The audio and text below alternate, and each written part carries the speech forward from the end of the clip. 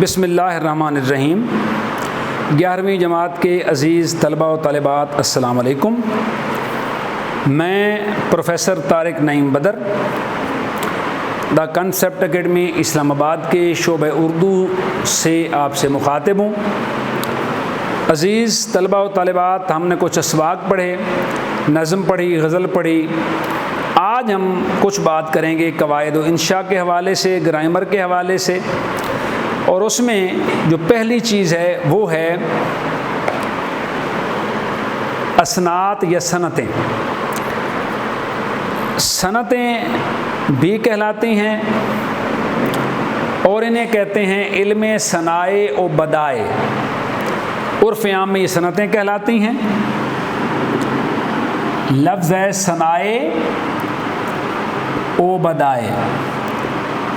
یہ بات یاد رکھنی ہے کہ اس جو اسناد میں آپ کو پڑھاؤں گا، ہم کو 12 یا 13 قریب ہم اسناد پڑھیں گے۔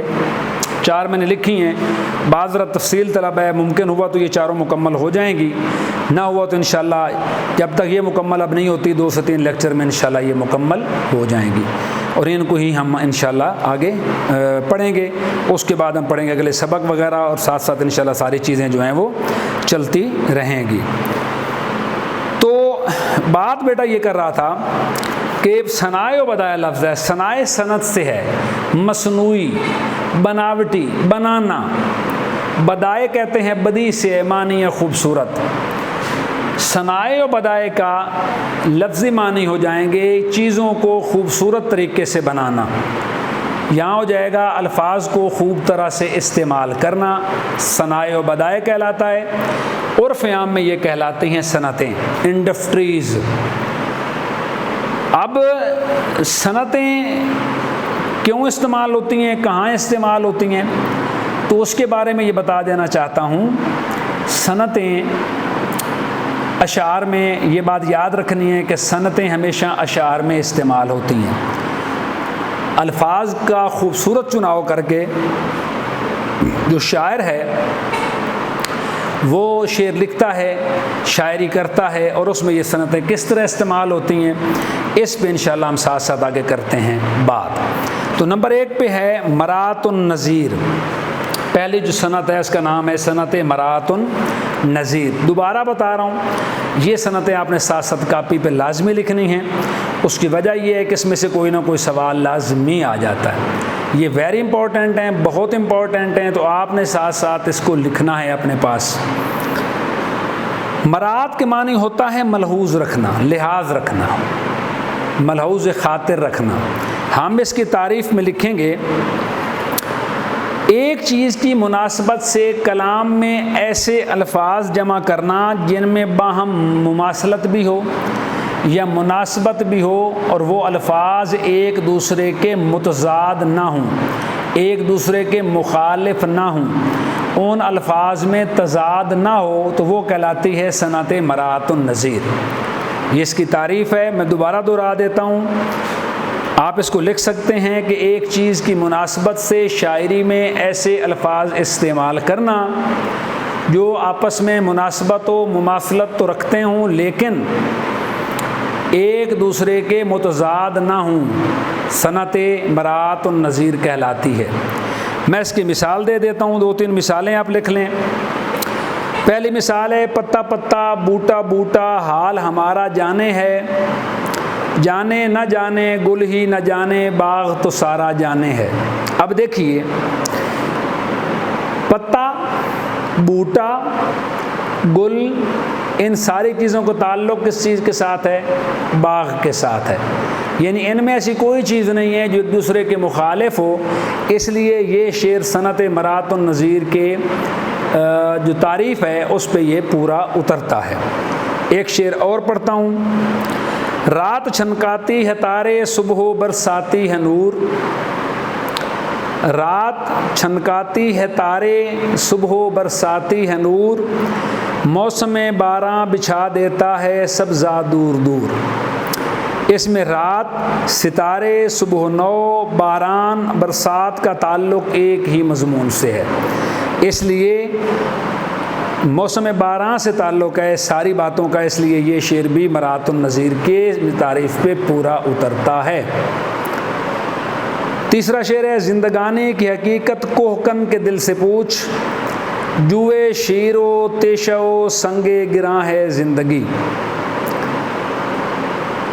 شعر میں تمام الفاظ کا تعلق ایک مناسبت سے ہے۔ کوہکن پہاڑ کھودنے والا، تیشہ جس سے کھودا جاتا ہے، سنگ گراں سخت پتھر، جوئے شیر نہر نکالنا، دودھ کی نہر نکالنا، زندگانی کی حقیقت، تمام کا آپس میں ربط ہے، باہمی رابطہ ہے اور اس میں مماثلت ہے، کہیں پہ تضاد نہیں ہے، اس لیے یہ شعر بھی صنعت مرات النظیر کی تعریف پہ پورا اترتا ہے۔ ایک مثال اور دے دیتا ہوں کہ آشنا اپنی ہستی سے ہو اے دہقان ذرا، آشنا اپنی ہستی سے ہو اے دہقان ذرا، دانا بھی تو، کھیتی بھی تو، باران بھی تو، حاصل بھی تو۔ بات کی سمجھ آ گئی؟ یہاں پہ بھی دہقان سے متعلقہ چیزیں ہیں، دانا بھی، کھیتی بھی، بارش بھی، اور جو فصل پک جاتی ہے تو وہ بھی دہقان یعنی ہل چلانے والا، کھیتوں میں کھیتی باڑی کرنے والا، اس سے کے متعلقہ ساری چیزیں ہیں، متضاد کوئی چیز استعمال نہیں ہوئی۔ اس کے بعد نمبر 2 پہ ہے صنعت حسن تعلیل۔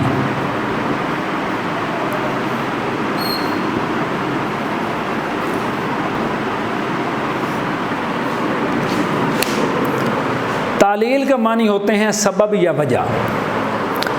اس کی تعریف لکھیں گے، کسی چیز کی ایسی وجہ یا سبب بیان کیا جائے جو اس کی اصل وجہ نہ ہو، بلکہ شاعر نے اپنی شاعری میں خوبصورتی پیدا کرنے کے لیے وہ وجہ بیان کی ہو، اسے کہتے ہیں صنعت حسن تعلیل۔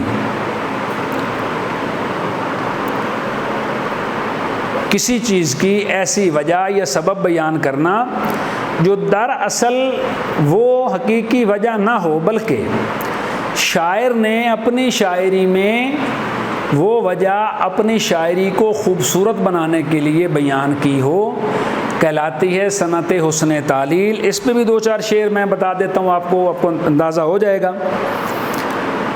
کس قدر احساس ہے فطرت کو میرے درد کا، کس قدر احساس ہے فطرت کو میرے درد کا، جاگتے رہتے ہیں تارے رات بھر میرے لیے۔ رات کو تاروں کا نکلنا فطرت کا کام ہے، شاعر نے اسے اپنے درد سے منسوب کر لیا ہے، یعنی تاروں کے چمکنے کی وجہ جو شاعر نے بیان کی ہے وہ دراصل یہ وجہ نہیں ہے، شاعر نے محض اپنی شاعری میں خوبصورتی پیدا کرنے کے لیے یہ وجہ بیان کی ہے۔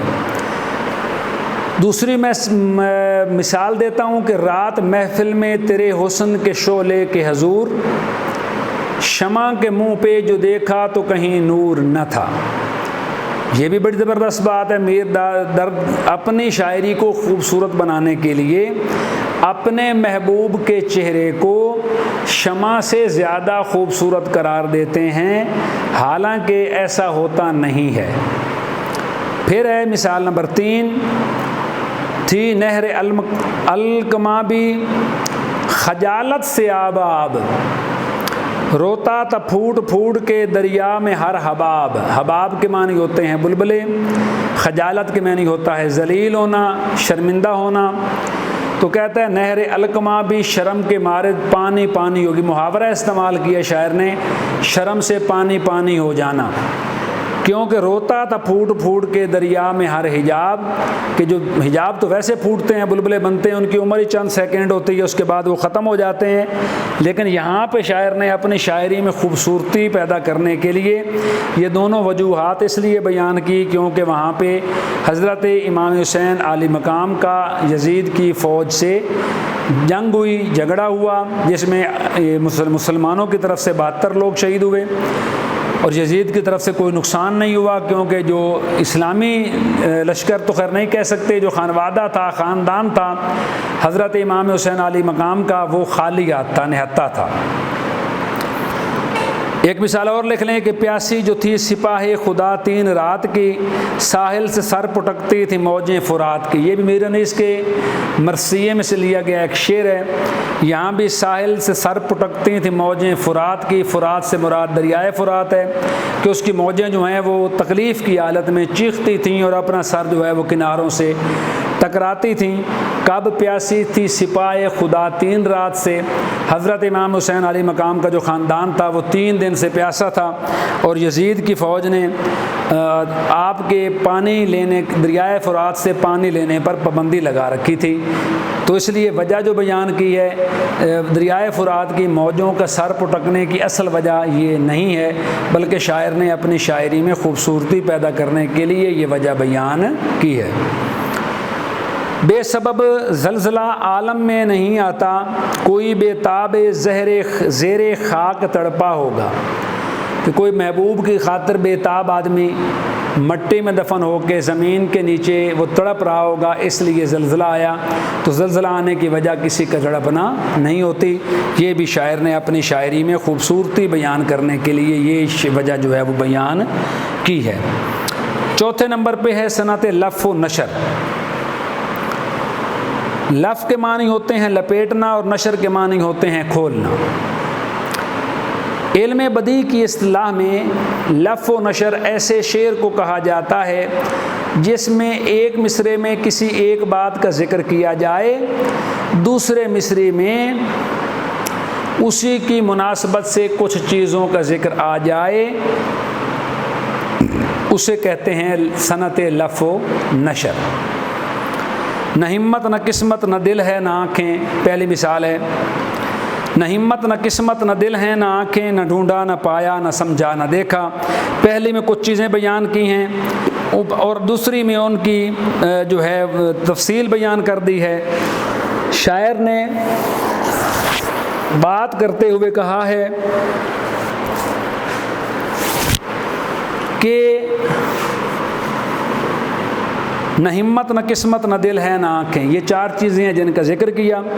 انہی کی تفصیل بیان کرتے ہوئے کہ نہ ڈھونڈا، ہمت نہیں تھی ڈھونڈا نہیں ہے، قسمت نہیں تھی پایا نہیں ہے، دل نہیں ہے سمجھا نہیں ہے، اور آنکھیں نہیں ہیں اس لیے دیکھا نہیں ہے۔ ان کی مناسبت سے بات تفصیل سے بیان کر دی، نشر کر دی۔ تو یہ شعر جو ہے وہ صنعت لف و نشر کے جو ہے تعریف اس پہ پورا اترتا ہے۔ دوسرا ہے ایک سب آنکھ ایک سب پانی، دیدہ و دل عذاب میں دونوں، یعنی پہلے میں آگ اور پانی کا ذکر کیا، دوسرے مصرعے میں دیدہ و دل، دیدہ کے معنی آنکھیں، یعنی ایک سب آگ اور ایک سب پانی، دیدہ و دل عذاب میں دونوں، دیکھتے سنتے یہ دونوں چیزیں عذاب میں ہیں۔ تو اسے لف و نشر معکوس کہتے ہیں کیونکہ اس میں چیزوں کی ترتیب الٹی کر دی ہے۔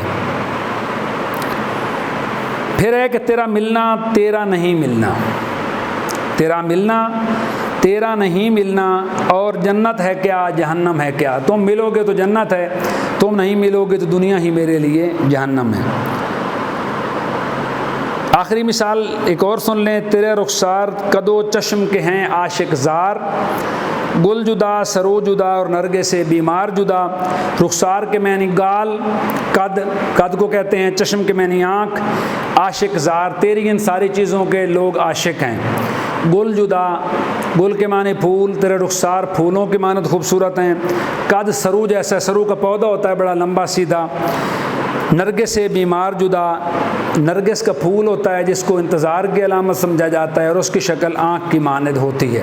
میرے رونے پر جو اس نے ہنس دیا، برق چمکی اور ابر باراں تھم گیا۔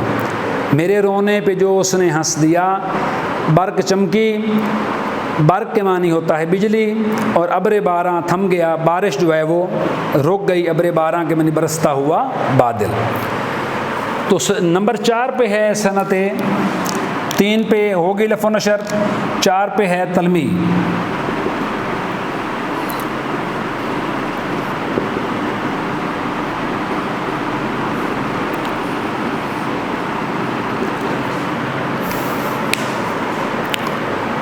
تلمیع کے معنی ہوتے ہیں اشارہ کرنا۔